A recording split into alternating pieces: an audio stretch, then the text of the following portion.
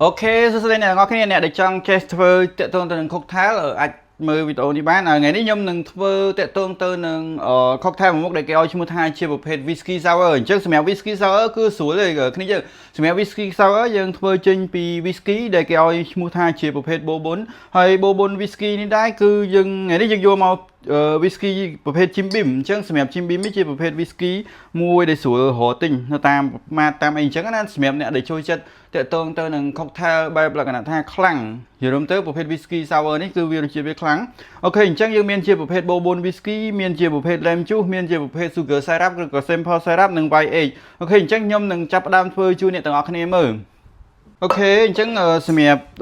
លើដំបូងយើងអាចប្រើជា shaker យកមកក្លុកសម្រាប់ប្រភេទ whisky sour នេះជាទូទៅយើងអាចប្រើជាប្រភេទ shaker តូចជិះក៏បានដែរអញ្ចឹងសម្រាប់អ្នកដែលអត់ចេះប្រភេទកែវយើងអាចប្រើជាប្រភេទ shaker ដែលមានកម្រិតបែបនេះ whisky sour អញ្ចឹងយើងប្រើ whisky 60ប្រភេទ whisky ខ្លាំងណាស់អាល់កុលរបស់វាចាប់ពី40ឡើងនិយាយរួមដូចជាប្រភេទស្រាដសដែរតែជាធម្មតាប្រភេទ whisky យើង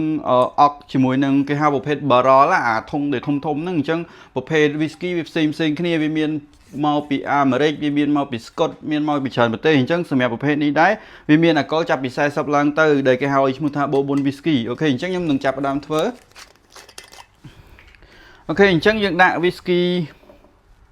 60ដូចគ្នា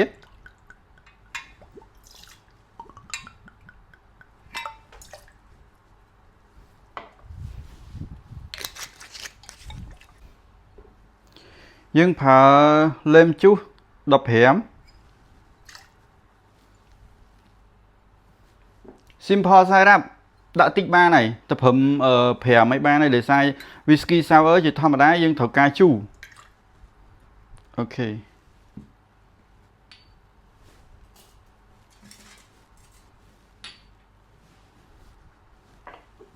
បន្តមកទៀតយើងប្រើជាប្រភេទ white egg អូខេអញ្ចឹងយើងគូសតែបន្តិចមកបន្តមកយើង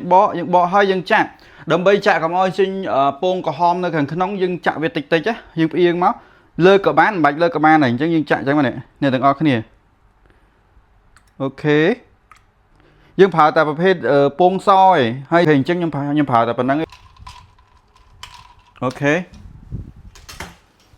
អញ្ចឹងយើងចាប់ដើមក្លុក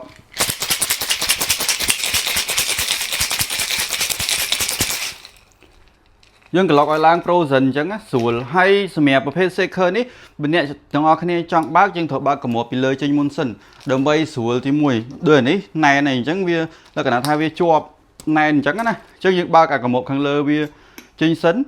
បន្តមកទៀតចាំយើងកាច់អូខេប្រើជាប្រភេទកត្រង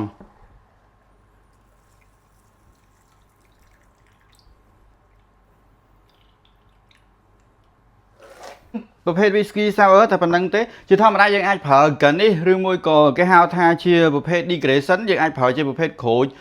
លឿងក្រហមបានតែដោយសារខ្ញុំថ្ងៃនេះយើងរៀង rush ដែរអញ្ចឹង